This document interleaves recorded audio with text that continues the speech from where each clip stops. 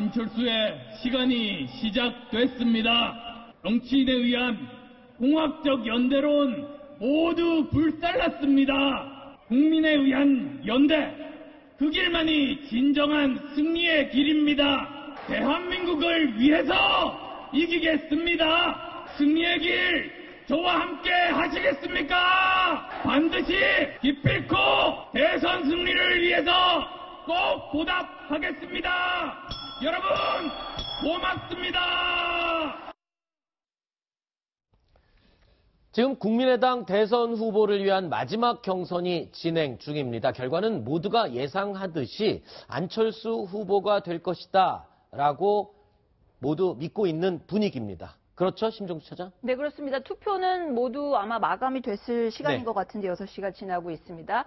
지금 아마 이제 조금 있다가 개표가 진행된 다음에 결과가 나올 것 같은데요. 사실상 안철수 후보로 국민의당 대선 후보는 정해지는 분위기입니다. 손학규, 박주선 두 후보 역시 안 후보에게 축하한다, 격려의 인사까지 사실상 패배를 인정한 그런 분위기였습니다. 네. 그래서요, 지금 결과는 거의 나온 거나 다름이 없지만 지금 안철수 캠프의 김경진 의원을 지금 저희가 전화로 연결을 해놨습니다. 의원님 안녕하십니까? 네, 안녕하십니까. 김경진 의원입니다. 네, 지금 현장에 계시죠? 분위기 어떻습니까? 예, 지금 사람들 굉장히 많이 오시고요. 네. 현장에 취재진들 해가지고 굉장히 북적북적하고 있는 이런 상황입니다. 네, 오늘은 결과가 몇 시쯤 총 집계가 나올까요? 대략 한 7시 조금 넘어가면 나올 것 같고요. 7시 네. 20분 정도 나올 것 같고요. 네. 오늘 투표가 한 11,000명 정도 했습니다. 아하, 네. 그리고 최종적으로 이제 현장 투표 80%하고 여론조사 20%거든요. 그래서 어제 했던 여론조사 결과가 오늘 밀봉돼서 지금 선거관리위원회로 지금 송부가 돼 있는 상태고요. 네. 최종적으로 그걸 합산해서 발표를 하는데 대략 시간은 7시 한 20분 정도 예상하고 있습니다. 네. 자, 일단은 거의 확정적으로 안철수 전 대표가 후보로 확정이 될 걸로 지금 예상을 하고 있는데, 일단은 후보로 확정되면 선대위는 어떻게 지금 박지원 대표를 중심으로 꾸려질 예정입니까? 어떻습니까? 분위기가? 일단 당이 지금 총체적으로 선거를 지원하기 위해서 선거대책본부를 꾸릴 생각이고요. 네. 내일 아침 일찍 아마 박지원 대표하고 안철수 후보가 서로 이렇게 회동을 하셔서 네. 선대위 구성에 따른 아마 인선 여부에 대해서 논의할 걸로 그렇게 지금 알고 있습니다. 네. 어제부터 양자구도 1대1 문재인 후보와 1대1 양자구도에 대한 설문조사가 나오면서 민주당 측에서는 상당히 불쾌하고 있습니다만 국민의당 입장에서는 계속 양자구도를 주장하고 계시지 않습니까? 네. 네. 이에 대해서 지금 안철수 전 대표 측에서 준비하고 있는 어떤 대안이라든가 계획이 있다면 좀 알려주시죠. 그러니까 이제 저희는 무슨 네. 특별한 대안이나 계획이 있는 것은 아니고요. 네. 이제 그렇습니다. 문재인 후보 측과 우리 안철수 캠프 측의 차이와 저희들의 장점을 극대화시키는 그런 전략으로 이제 그런 전략을 잡고 있고요. 네. 문재인 캠프 쪽은 조금 이렇게 왼쪽에 쏠려 있으면서 네. 그 내부적인 어떤 지지의 결속은 굉장히 강하지만 반면에 배타성도 굉장히 강하다. 그래서 어제 오늘 조금 이렇게 화제가 됐던 것이 이 문자 폭탄이라는 이런 것들이 선거판에 있어서 양념이 아니냐 이렇게 얘기를 했었는데 네. 당장에 박영선 의원이라든지 이런 분들이 굉장히 크게 반발을 하지 않았습니까? 네. 그리고 또 과거를 이렇게 회상해 보면 박원순 시장도 넌더리가 난다 그랬고 안희정 지사도 똑같은 얘기를 했었거든요. 네네네. 그리고 심지어는 저희 국민의당 같은 경우는 이 친문 세력의 배타성 때문에 결국은 독자적인 창당까지 했었던 이런 경험이기 때문에 네. 이게 양념이냐 아니냐 이런 문제를 떠나서 네. 그 집권하려고 하는 이 친문 세력이 가지고 있는 속성적인 태생적인 한계가 무엇인지 네. 그리고 반면에 저희 안철수 쪽에서는 안보에 있어서는 보수적인 입장들, 네. 또 경제나 복지에 있어서는 진보적인 입장들, 네. 그러면서도 여기저기 재반 세력을 포용할 수 있는 이런 자세, 네. 이런 자세를 극대화시켜서 선전함으로써 네. 이 양자 구도를 분명히 이렇게 유지해 나가고자 합니다. 알겠습니다. 양자 구도에서 계획을 말씀해달라고 그랬더니 아주 교묘하게 문 캠프에 대한 비난과 함께 대조적인 부분에 강조를 네. 해주셨습니다. 자, 네. 오늘 결과 7시 정도에 나온다고 했으니까요. 저희도 지금 네. 결과 기대하고 기다려 보겠습니다. 오늘 바쁘신데 전화 연결해 주셔서 고맙습니다. 네, 고맙습니다. 네. 자, 심정수 차장. 네. 지금 김경진 의원 이야기를 들어보니까 양자 구도에 있어서 어떤 전략이 뭐냐 그랬더니 특별한 전략은 없다. 그러면서 문재인 후보의 어떤 편향성 뭐 이런 부분들을 지적을 하고요. 그리고 당 내부에서 통합을 하지 못했던 그런 부분들을 지적하면서 상대적으로 대비되는 안철수 전 대표의 모습을 보여주겠다. 이렇게 얘기를 했습니다. 어떻게 보셨습니까? 뭐 어쨌든 문재인 그 후보가 계속 그 경선 기간 동안 적폐청산이라든지 뭔가 분노 뭐 이런 말들을 강조했던 반면에 네. 안철수 후보 같은 경우에는 경선 기간에도 통합이라든지 미래의 어떤 대통령이 되겠다. 연대 가능성 이런 것들에 대해서도 약간은 긍정적인 얘기 같은 것들을 많이 했거든요. 그 부분부터 일단 차별화를 꾸준히 하겠다. 그리고 특히 선거 전략적으로 봤을 때는 지금 중도 보수 표심이 어디 갈지 모르는 지금 그런 상황이거든요. 네. 그런 것들을 안정적인 내가 모두 끌어안겠다. 이런 이미지 같은 것들을 계속 확산시키고 또 안철수 후보 재밌는 거 요즘에 보면은 말을 하면 하는 대로 뭔가 실현이 되는 느낌이 사실 들기도 해요. 자신감이 묻어난다고 해야 되나요? 내가 될 거다 하면서 실제로 지지율과 함께 올라가는 그런 효과가 있는데 네. 그런 것들 이미지를 계속 자신감을 표현하는 그런 전략이 될 것 같습니다. 네. 결국은 문재인 후보 이야기가 나오네요. 네. 국민의당 이야기에서 항상 문재인 후보 이야기가 나오는 것 같습니다. 저희가 진행하면서 국민의당 관련된 분들께 여쭤봤을 때 민주당 얘기를 안 하고 얘기를 하는 분이 없었습니다. 다 무조건 하고 얘기를 하죠. 앞으로도 그럴 것 같은데요. 네.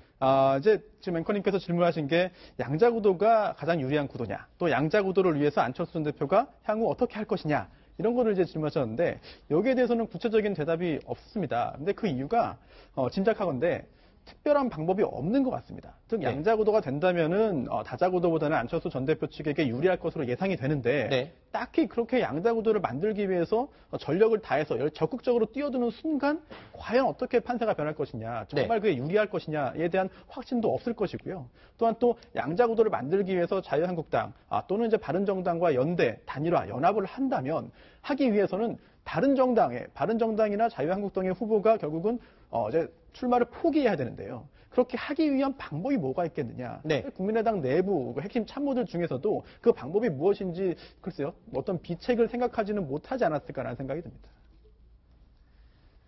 자, 저희가요. 국민의당 안철수 전 대표의 입장을 김경진 의원을 통해서 전화 연결로 이야기를 들었는데 사전에 저희가 사실은 이 양쪽의 입장을 골고루 듣기 위해서 민주당 특히 문재인 후보 측 캠프에 여러 번 접촉을 시도했습니다. 그런데 극구 고사를 하고 그냥 반응을 하지 않고 조용히 있겠다라는 답이 돌아왔고요. 저희가 전화로 접촉을 시도한 사람만 한 6, 7곳이 됩니다. 그런데 모두 정중하게 전화를 거절했기 때문에 저희가 혹시 편향된 이야기로 오해를 하실까봐 미리 제가 확실하게 말씀을 드리는 바입니다. 자, 안철수 전 대표 오늘 마지막 경선을 치르는 장소가 굉장히 의미가 있고 남다른 곳입니다. 충청도 그리고 대전입니다. 왜 그런지 저희가 영상을 준비해봤습니다. 함께 보시겠습니다.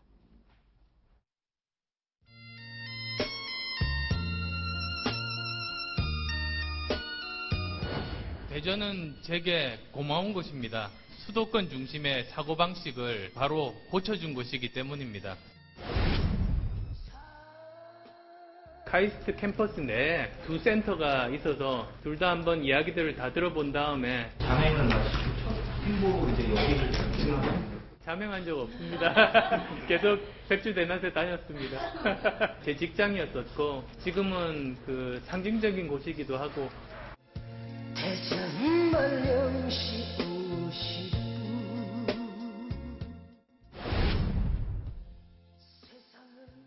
역대 선거를 보면 중원의 마음을 얻는 후보가 정당이 승리했습니다. 무너진 야당을 여기에서부터 다시 일으켜 세우겠습니다. 벼랑 끝에 선 심정으로 저는 여러분께 말씀드립니다. 저는 국민의당에 이번 선거에 제 모든 것을 걸겠습니다. 대전 말령시 50분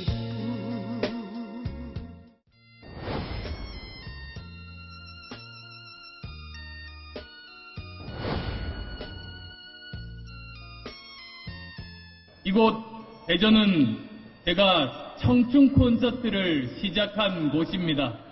대전은 국민의당이 창당한 곳, 정치혁명 발원지입니다. 대전, 충청, 세종은 저 안철수에게 약속의 땅입니다. 승리의 땅입니다. 대전 말령시 50분.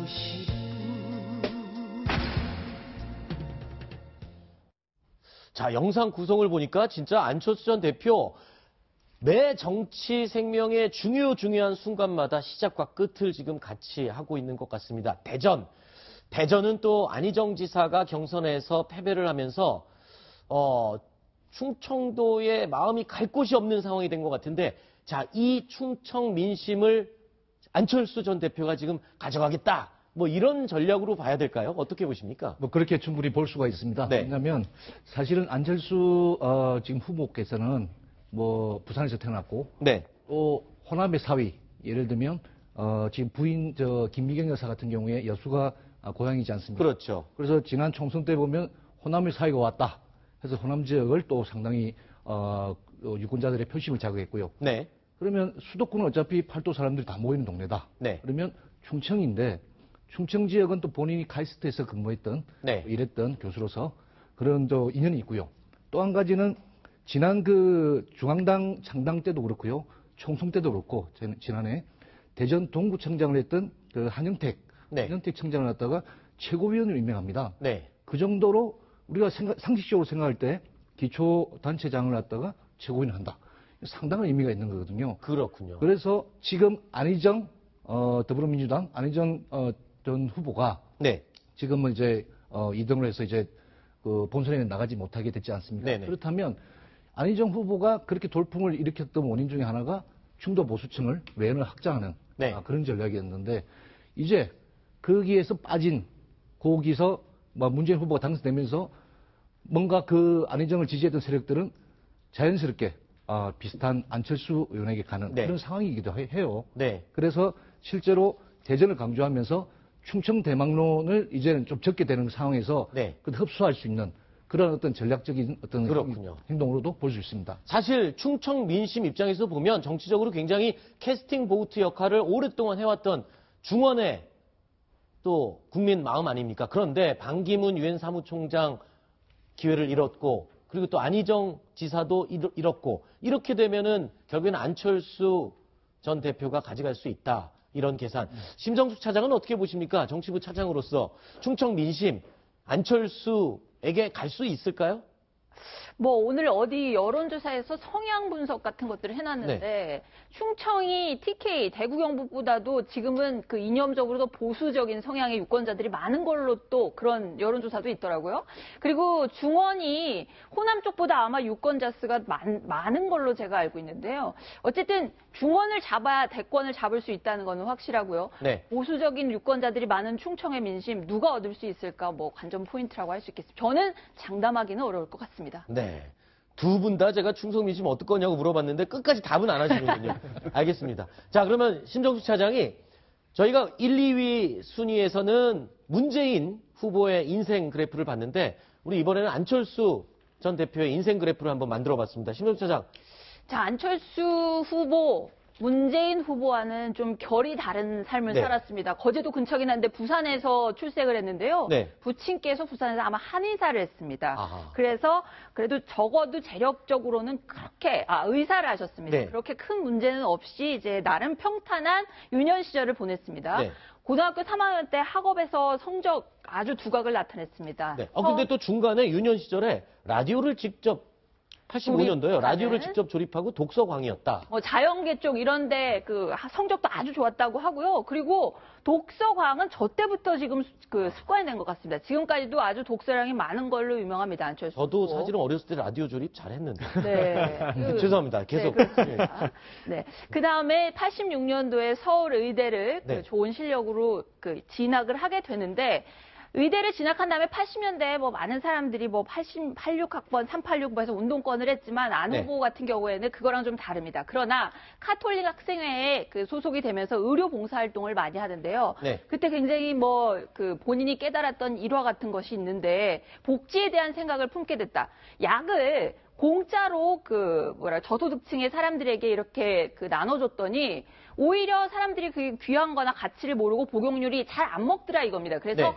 100원씩을 받았더라. 100원씩을 받고 약을 유상으로 공급을 하는 식으로 줬더니 사람들이 그 약의 가치를 귀하게 알고 오히려 아픈 사람들, 환자들 복용률이 높아지더라. 아하. 그래서 그때 어떤 복지에 대한 본인의 생각 이런 것들이 싹 트기 시작했다고 하고요. 네. 그때가 그다음- 대학교 1학년 때네요. 네, 그런 생각을 이제 어렴풋하게 했겠죠. 네. 그러고 난 다음에 그 의대 박사 과정을 들어가게 되는데 곧바로 의대 개업을 하는 것이 아니라 박사, 그 후에 하여튼 공부하고 아주 인연이 깊은 후보라고 할 수 있습니다. 네. 그때 이제 의대 박사 과정을 하면서 또 컴퓨터에 굉장히 심취하게 됩니다.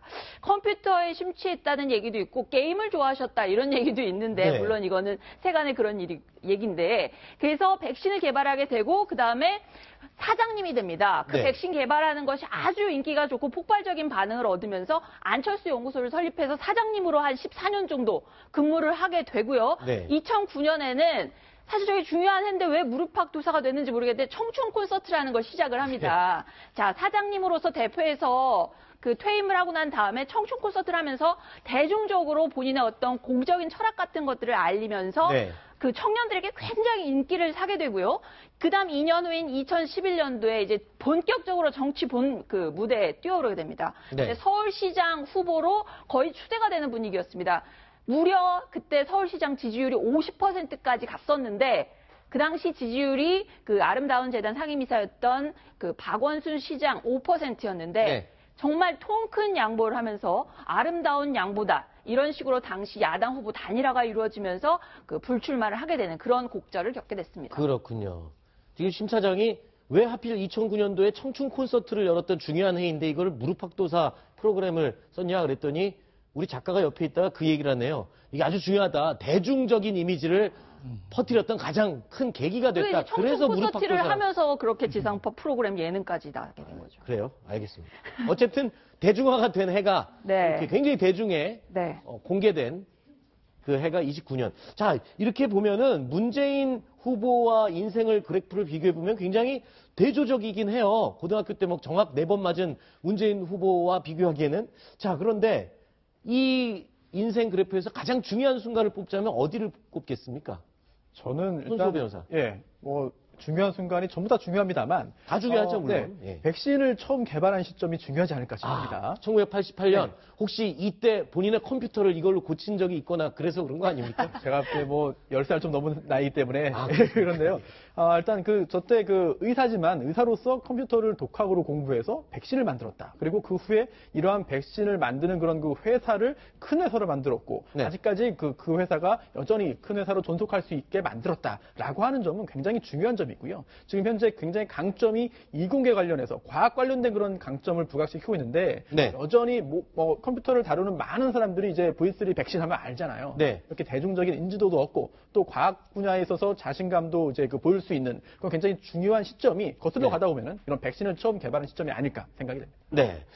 안철수 전 대표 하면 여러 가지 직업을 가졌던 사람으로 유명한데 저희가 그림을 하나 준비했습니다.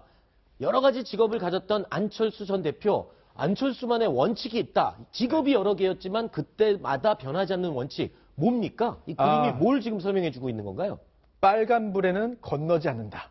이거는 초등학생들도 다 아는 원칙 네. 아닙니까? 그런데 이 원칙을 잘 지키는 게 중요하겠죠. 아하. 이제 안철수 전 대표가 이제 그 벤처기업을 만들어서 네. 운영을 합니다. 그런데 그 과정에서 포장마차에서 술을 마실 기회가 있었는데요. 네. 그때 술을 마시고 좀 취해서 빨간불에 이제 건넜답니다, 길을. 네. 그래서 그거를 다음날 굉장히 좀 부끄러워하고 네. 다시는 그러지 않아야겠다라는 결심을 하고 네. 실제로 그 후에 카이스트 안에 새벽에 차가 없는데도 네. 지나가는 차가 정말 없는데도 불구하고 횡단보도에 빨간불이면 절대 건너지 않았다고 하거든요. 네. 이처럼 본인의 원칙을 세우면 그 원칙을 어떤 일이 있어도 지키는 이런 그 안철수 전 대표의 굉장히 좋은 그런 그 점을 보여주는 일화가 아닌가 생각이 됩니다. 어떻게 네. 보면 약간 고지식하다고 할 수도 있는데요. 네. 또 저분 비슷한 일화가 유명한 게 호텔에서 하는 아주 중요한 어떤 어떤 행사가 있었는데요. 거기 차도 지나가고 사람도 지나가고 막 지나가잖아요. 네. 근데 늦었어요. 안철수 후보 삥 둘러서 인도로 아무도 안 보는데 네. 아무도 안 보는데 그렇게 천천히 왔다는 네. 아주 그 부분도 어떻게 보면 고지식하다고 할 수도 있을 것 같은데 모범생이자 원리 원칙에는 어쨌든 입각한 그런 아주 모범생 타입이라고 할 수 그렇군요. 있겠습니다. 뭐 어떻게 보면은 고지식하다, 어떻게 보면 융통성 없다 이렇게 얘기할 수도 네. 있지만 또 어떤 지도자의 위치에 오를 사람으로서의 불법을 해서는 신뢰감 안 된다. 그리고 믿음 네. 뭐 이런 것들에 대해서는 또 좋은 이미지를 가질 수 있는 좋은 장점이기도 한 것 같습니다. 그런데 이렇게 원리 원칙에 절대 벗어나는 행동을 하지 않는 안철수 전 대표 프로포즈 할 때도 안철수식 프로포즈를 했다는데 그게 어떤 방법입니까 도대체? 안철수식 프로포즈라기보다는 네. 어떻게 보면 프로포즈가 없었다라고 보는 게 맞을 텐데요. 예. 김미경 부인은 저희 의대 1년 후배죠. 근데 네. 특별한 프로포즈는 없었다라고 하고 네. 서리아빠 졸업식 있던 날 일가 친척이 총출동했다. 그때 인사드리고 난 후 자연스레 아내가 됐다라고 말을 하고 있습니다. 네. 그러니까 이것은 대학교 때 아주 유명한 커플이었거든요. 그래서 서로 그냥 이심전심으로 네. 네가 내 부인 안 하면 어떡할 거냐.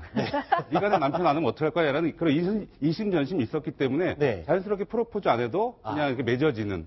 그러니까 안철수다운 어떤 프로포즈 네. 혹은 안철수다운 어떤 그 애인 대하는 법 뭐 이런 게 네. 아니었을까 싶습니다. 그렇군요. 그런데 안철수 전 대표가 빨간 신호등에는 절대 걸리지 않는다는 원칙은 지키는데 연애할 때 프로포즈를 꼭 해야 된다라는 원칙은 그거는 지키지 않는데 심 차장 어떻게 보세요?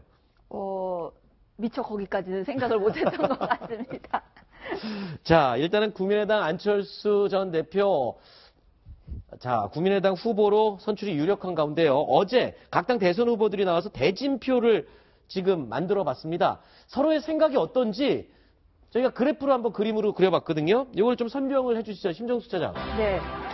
자, 문재인 후보, 안철수 후보, 홍준표, 유승민 이 4명의 후보 아주 그냥 신경전이 뜨겁습니다. 그러니까 일단 이 셋을 두고 네. 이 셋을 뭉뚱그려서 네. 저들은 적폐연대다 이렇게 지금 얘기를 하고 있는 거죠. 그렇습니다. 어제 후보로 당선되고 난 다음에 이 3명과 안철수 후보가 손을 잡으면 적폐연대다, 청산돼야 될 대상들이다 이렇게 얘기를 하고 있고요. 안철수 후보 같은 경우에는 문재인 후보 측을 향해서 친노, 이미 한번 노무현 정부의 어떤 평가 같은 것들이 내려진 상태에서 무능력한 상속자다. 네. 이런 식으로 또 아주 강하게 비난을 하고 있고요. 네. 또 홍준표 후보 같은 경우에는 우 쪽에 있는 사람이잖아요. 네. 보수 우파 쪽에 있는 사람이니까 어쨌든 안철수 후보와 지금 지지율을 가지고 나름 묘하게 경쟁하고 있거든요. 얼치기 좌파다.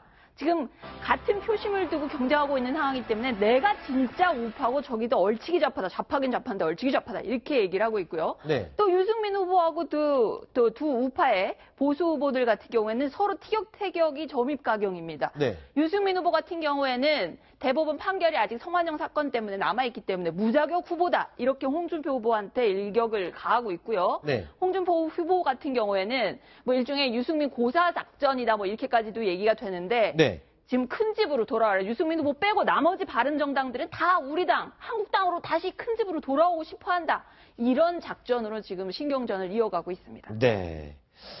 자, 그리고요. 각 대선 후보들에 대한 여론조사 결과를 보면 여러 가지 다양한 질문이 있죠. 그런데 가끔 조금 재미있는 결과가 나오는 질문 중에 하나가 이 호감도입니다. 호감도. 좋아하느냐, 싫어하느냐. 좋아하지 않는다, 싫어하지도 않는다. 굉장히 애매한 답변이 나오기도 하는데 재미있는 결과가 나왔죠. 한번 몇 가지 소개를 해주시죠. 대선 후보별 호감도 질문 내용이요. 이겁니다.